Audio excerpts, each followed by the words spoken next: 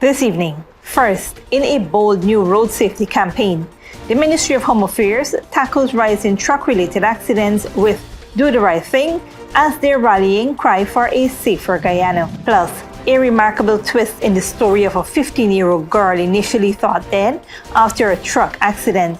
She is alive and in stable condition. We'll bring you the latest updates.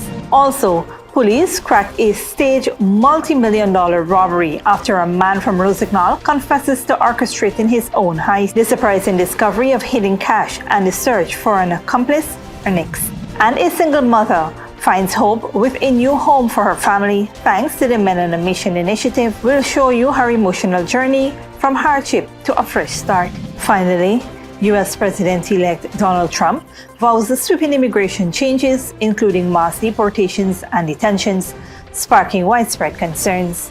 What his policies could mean for millions when he retakes the White House. These and other stories coming up on Headline News Update. Welcome to this broadcast of Channel 2's Headline News Update for November 7th, 2024. I am Bibi Bacchus. Thank you for joining us. First up, police have arrested 37-year-old Paramdio Victor from Rosignol, who allegedly staged a multi-million-dollar robbery to steal cash he was hired to transport. Victor initially reported the robbery at the Mahaica police station, claiming three masked men forced his car off the road at Unity Mahaica Old Road and stole over $10 million in cash he was transporting for a jeweler from Rosignol. Victor stated that he was en route from Georgetown with the cash when the supposed robbery occurred. However, investigators grew suspicious of his story and questioned him further. Victor eventually confessed that he had fabricated the story and staged the robbery to steal the money. He led officers to $2 million hidden in his car and later directed them to another $6 million stashed in a washing machine at his home in Rosignol. The police are currently searching for Victor's alleged accomplice, Cornell Taylor, known as Rastaman, and the remaining funds. Investigations are ongoing. In an update to a story reported yesterday, a 15-year-old girl miraculously survived being run over by a truck on Wednesday at the Caneville-Samata Point Main Access Road, East Bank, Demerara. Initially, reports suggested she had not survived, but later in the day, the Ghana Police Force confirmed she was alive in stable condition at the Georgetown Public Hospital Corporation. The accident, which was captured on video and went viral, occurred around 9:20 a.m. as the truck stopped behind another vehicle at the Grove Public Road junction. As the front truck pulled off, the second truck moved forward, hitting and running over the teen who was crossing the road. Bystanders alerted the driver, who stopped immediately. The girl was rushed to the Diamond Diagnostic Center and later transferred to JPHC, where she underwent emergency hip surgery. The truck driver is currently in police custody as investigations continue. Staying with current affairs, in response to a troubling rise in truck-related accidents, resulting in 22 fatalities this year, the Ministry of Home Affairs has teamed up with the Ghana Police Force, the National Road Safety Council, and corporate partners to launch the Do the Right Thing campaign for Road Safety Month 2024. This initiative emphasizes the importance of safe practices around large trucks with significant blind spots that pose risk to other road users. A key focus of the campaign is educating drivers, cyclists, and pedestrians on how to avoid these blind spots, marked areas around trucks where visibility is restricted. The ministry highlighted that being mindful of these zones could significantly reduce accidents and save lives. So far in 2024, truck accidents have claimed 22 lives, slightly down from 24 during the same period last year. As part of Road Safety Month, officials urge everyone to remain vigilant, respect the limitations of large vehicles, and do the right thing by staying clear of trucks' blind spots. With shared responsibility, the campaign aims to make roads safer across Guyana. Stick around when we return. Single mother receives new home through Men on a Mission initiative, and First in Family graduates, University of Guyana honors trailblazing students.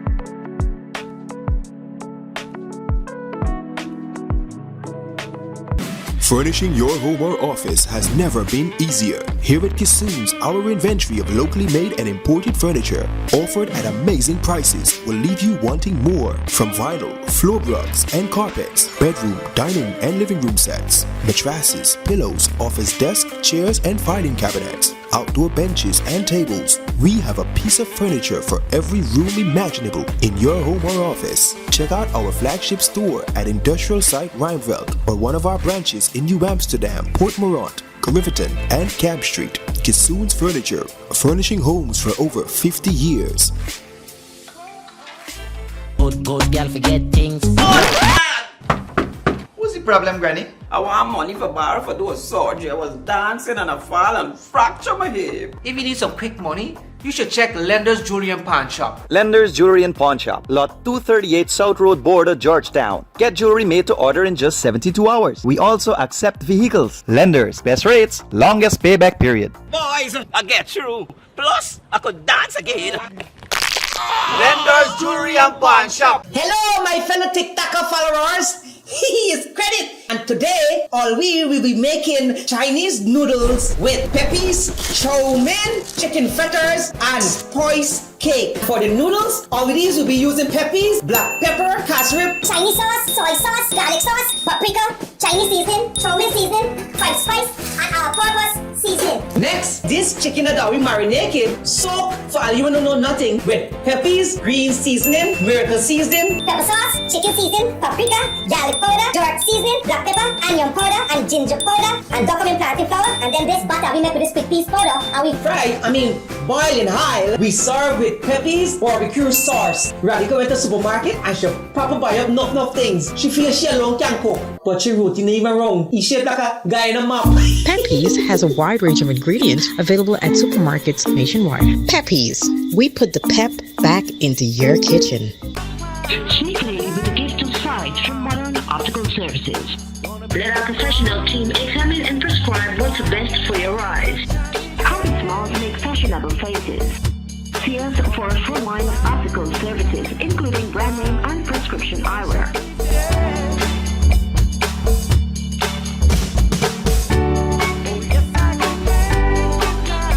Modern Optical Services, 316 Middle Street, Georgetown, telephone 226-1082. GCOM is currently conducting a national registration exercise. Who can register? Anyone who will be 14 years or older by December 31, 2024 and is a Guyanese citizen by birth, descent, naturalization, or is a citizen from a Commonwealth country living in Guyana for 1 year or more. It is the civic duty and legal responsibility of all persons who meet the eligibility requirements to apply for registration. By doing so, you will be ensuring that you are issued a national identification card and be included in the official lists of electors for future elections, providing you meet all eligibility criteria. This registration exercise will end on November 29, 2024. For further information, contact GCOM on 225-027729 or visit the website www.gcom.org.gy. Welcome back. A 28-year-old single mother of 3 has received a new home through the Men in a Mission initiative, a program spearheaded by President Dr. Mohamed Irfan Ali. The home was officially handed over to Anisa Doraj on Tuesday at her new address in Mitimuyerzorg, East Bank, Essequibo, by the minister within the Ministry of Public Works, Deodat Indar. Doraj, who had been living in a squatting area in Tushin after escaping an abusive relationship, expressed her gratitude for the new home, which will provide a safer and more comfortable environment for her and her children. Here will be a better upbringing for the kids, for me, a better living, and more comfortable we will be. Despite acquiring land in 2018, Doraj had been unable to build a home due to financial challenges. This initiative aims to support vulnerable families and has already helped 7 families in the region. Minister Indar encouraged Doraj to continue seeking strength and taking advantage of government opportunities for her family's future. Regional Chairman Inshan Ayub lauded President Ali's leadership, noting that the initiative had been a lifeline for most vulnerable in the community. In other news, The University of Guyana is celebrating a landmark graduation season by highlighting students who are the first in their families to earn university degrees. These pioneering graduates exemplify resilience, ambition, and the hope of paving brighter futures for their families and communities. Among the honorees is Ariana Jainandan, a Bachelor of Education graduate and primary school teacher. Jainandan overcame numerous challenges to pursue her dream, crediting her mother's encouragement and perseverance in pushing through tough times. Akeem Stoby, graduating with a bachelor's in accountancy, hopes his accomplishment will inspire his younger siblings and community. Akeem plans to become a chartered accountant, aiming to set a positive example for children in his community. Ostacia Simon from St. Cuthbert Mission is the first in her family to graduate, earning a bachelor's in public management. Known for her advocacy work, Simon draws strength from her parents' sacrifices and hopes to inspire her village with the message that hard work opens doors. Aliyah Simon, a bachelor's in biology graduate, has actively championed Indigenous rights and conservation. As president of UG's Biology Club and co-founder of the Indigenous Student Society, she strives to empower future Indigenous leaders. Aliyah Barker, graduating in chemistry, is inspired by her mother's dedication and envisions a career in biochemistry. Facing setbacks, Barker emphasizes resilience and plans to mentor young students in STEM. These first-generation graduates are proof that solid determination and family support can transform lives. Don't go away after the break. Mexico's president tells Mexicans Trump win is no reason for concern. And St. Vincent and the Grenadines man fined $10,000 EC for sending explicit photo to stepdaughter's cousin. Good girl forget things. What's the problem, Granny? I want money for borrow for those surgery. I was dancing and I fall and fracture my hip. If you need some quick money, you should check Lender's Jewelry and Pawn Shop. Lender's Jewelry and Pawn Shop, Lot 238 South Road Border, Georgetown. Get jewelry made to order in just 72 hours. We also accept vehicles. Lenders, best rates, longest payback period. Boys, I get through. Plus, I could dance again. Lender's Jewelry and Pawn Shop. Furnishing your home or office has never been easier. Here at Kissoon's, our inventory of locally made and imported furniture, offered at amazing prices, will leave you wanting more. From vinyl, floor rugs and carpets, bedroom, dining and living room sets, mattresses, pillows, office desk, chairs and filing cabinets, outdoor benches and tables. We have a piece of furniture for every room imaginable in your home or office. Check out our flagship store at Industrial Site Rijnveld or one of our branches in New Amsterdam, Port Morant, Riverton and Camp Street. Kissoon's Furniture, furnishing homes for over 50 years. Hello, my fellow TikToker followers. He is Credit, and today all we will be making Chinese noodles with peppies, chow mein, chicken fritters, and spice cake. For the noodles, all of these will be using peppies, black pepper, cashew, Chinese sauce, soy sauce, garlic sauce, paprika, Chinese seasoning, chow mein seasoning, five spice, and all-purpose seasoning. Next, this chicken that we marinated, soak for all you wanna know nothing with peppies, green seasoning, miracle seasoning, Pepper sauce, chicken seasoning, paprika, garlic powder, jerk seasoning, black pepper, onion powder, and ginger powder, and document plantain flour, and then this butter we make with this quick piece powder, and we boil in high. We serve with peppies, barbecue sauce. Radhika went to the supermarket and she papa buy up enough things. She feels she alone can cook, but she routine even wrong. He shaped like a guy in a map. Peppies has a wide range of ingredients available at supermarkets nationwide. Peppies, we put the pep back into your kitchen. GCOM is currently conducting a national registration exercise. Who can register?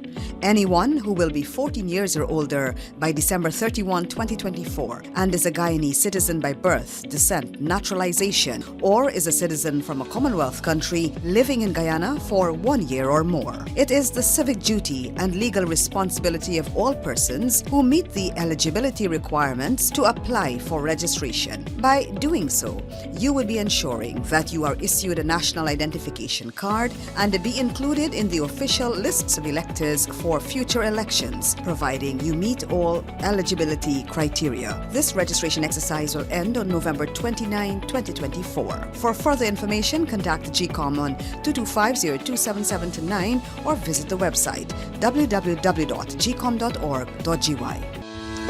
The Guyana Elections Commission GCOM is currently conducting a national registration exercise. Who can register? Anyone who will be 14 years or older by December 31st, 2024 and is a Guyanese citizen by birth, descent, naturalization, or is a citizen from a Commonwealth country living in Guyana for 1 year or more. Types of transactions. Anyone eligible for registration is required to visit the registration office responsible for his or her area of residence to apply for registration. Persons who are already registered could apply for a name change if they have changed their names since they were last registered. Apply for corrections if there is incorrect information on their national ID cards. Persons who are desirous of conducting any of the above transactions must provide the relevant supporting documents. Persons who are already registered could request that their photographs be retaken if the quality of the photographs on their ID cards is unacceptable. Collect their new ID cards if they have not done so as yet. This registration exercise will end on November 29, 2024. For further information, please contact GCOM on the following hotline numbers: 225-0277-9, 226-6557, 223-9650, or visit the GCOM website at www.gcom.org.gy.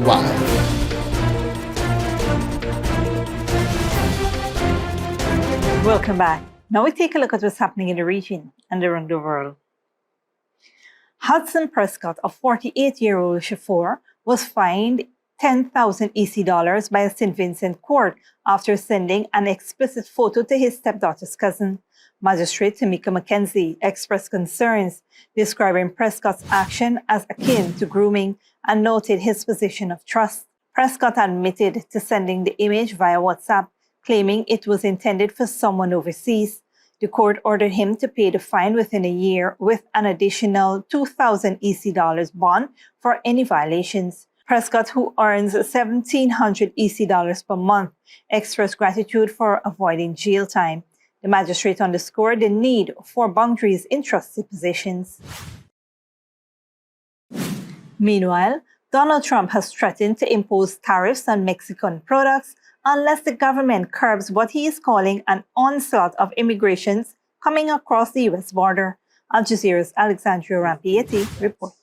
Trump's election victory left many Mexicans wondering just how much of his campaign threats could turn into real policies once he takes office in January. It's a very complicated issue. As a Mexican, I feel that he throws these threats up in the air without really understanding who we are. Anything Trump will do will affect us. When the United States does well, it does badly for us. And if the United States does poorly, it does worse for us. We need to keep our currency strong and hope for the best. I'm going to immediately impose. On the campaign trail, Trump repeatedly promised punishing tariffs, massive migrant deportations, and even the far-fetched but alarming suggestion that he would send U.S. soldiers to fight drug cartels into Mexico's territory. And the threats alone can have real economic consequences. The Mexican peso fell against the dollar on Wednesday, which prompted the recently elected President Claudia Sheinbaum to try to reassure the country. To all Mexicans, there is no reason for concern. To our fellow citizens, their families here, Mexican businesswomen and businessmen, there's absolutely no reason to worry. Mexico always moves forward. We are a free, independent, and sovereign country, and there will be a good relationship with the United States. Some analysts believe that most of Trump's rhetoric is just that, and that the challenge for Sheinbaum's government will be to know which of Trump's threats may have substance. I do clearly believe that these are going to stay in that sense of threats. And what I mean by that is like the several of the demands that he's asking or he's going to ask from the Mexican government, which implies migration issues, border control, border security issues, and drug-related items that in general the Mexican government is going to willingly comply in order to avoid any type of trade war moving forward. During his first presidency, Trump made threats that were equally alarming, but in the end, the tariffs he imposed were limited and temporary, and while he did tear up a major trade deal that was then replaced by one that was acceptable for Mexico. Yet some here fear that this time Trump will be more radical, and that if politically convenient, he could upend the bilateral economic and security relationship that both countries depend on, leaving Mexico and its government on edge. Alessandro Ampietti, Al Jazeera, Mexico City. Donald Trump vows mass deportations, detaining millions of undocumented immigrants, ending catch and release, and invoking federal laws to expel suspected criminals. Al Jazeera's Rob Reynolds reports. Donald Trump has promised a mass roundup of millions of undocumented persons who would be taken to detention camps like Japanese American civilians were during World War II, and then rapidly deported. That would hit families and communities hard. Higher deportations of immigrants would mean, unauthorized immigrant workers being taken from their workplaces. It would mean mixed status families where kids are U.S. citizens being divided across borders. It would mean communities losing valued community members who have oftentimes lived in the United States for a long time. Trump would end the so-called catch and release policy under which asylum seekers fleeing violence or persecution in their home countries are allowed to stay in the U.S. pending their immigration court hearings. Trump plans to hire thousands more border agents and redirect military funding to border security. He says undocumented migrants are criminals and psychotics. These are seriously sick people. And no, I don't want them in our country. Trump wants the death penalty for undocumented aliens convicted of killing U.S. citizens, and would invoke a 1798 federal law to expel without trial suspected drug traffickers or alleged members of criminal gangs. Trump has said he would remove tens of thousands of immigrants who are in the U.S. legally under temporary protected status, like the Haitian residents of Springfield, Ohio, he has accused of eating household pets. Though Trump's plans are sweeping, they are light on details of how they would be implemented, and most would almost certainly be challenged in court. Economists say the abrupt deportation of large numbers of undocumented workers would devastate industries like agriculture, food processing, construction, and home health care for the elderly and disabled. Rob Reynolds, Al Jazeera, Phoenix, Arizona. The UN Population Fund and the UN Relief and Works Agency braced for funding cuts when Trump returns to office, with UN officials fearing that the U.S. could withdraw support for reproductive and refugee programs. Al Jazeera's Gabriel Alonso reports. Nowhere is the worry more acute about a second Donald Trump presidency than at the UN Population Fund, known as UNFPA, the agency that focuses on sexual and reproductive rights for women and girls in 150 countries. In 2017, during his first term in office, Trump completely cut off $70 million in U.S. contributions to UNFPA. President Joe Biden reinstated the money and raised the U.S. contributions to $160 million, making Washington the agency's largest single donor. Now that Trump will be back in office, UNFPA is bracing for all of its money from the U.S. to again be cut off. A UNFPA official tells Al Jazeera without U.S. funding, they would need to shut down 13 health clinics and vocational schools in Afghanistan that on average help 30,000 women every month.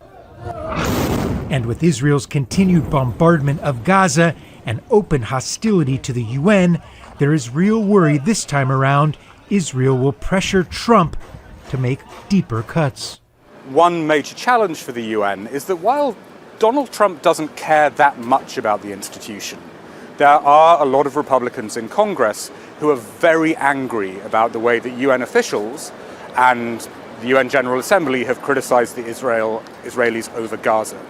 And so I think there will be a big push from Congress to zero out extensive parts of the UN budget, really in revenge for this criticism of the Israeli campaign. On Wednesday, ambassadors said they were in a wait-and-see mode. We still hope that the Trump administration will see the value of multilateralism and working together for the benefit of everybody. Last month, Israel's parliament passed legislation to shut down the UN Relief and Works Agency for Palestinian refugees, known as UNRWA. If this legislation is implemented, it calls for shutting down UNRWA by the end of January. Coincidentally, it could fall on the very week Donald Trump is sworn in as the next president of the United States. Gabriel Zondo, Al Jazeera, at the United Nations in New York. This brings us to the end of the regional and global news coverage. Up next is the 3-day weather forecast.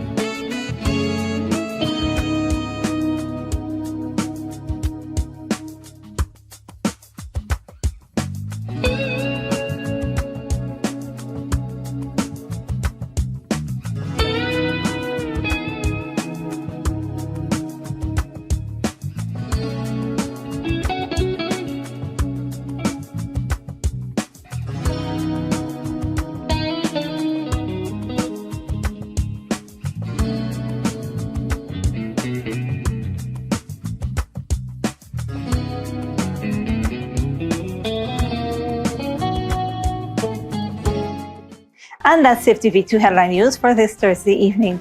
As we take our leave, we invite you to follow us on Facebook and YouTube. You can tune in tomorrow at 6:30 a.m. for a rebroadcast and at 5:30 p.m. for more news. Until then, please take care of yourself and each other.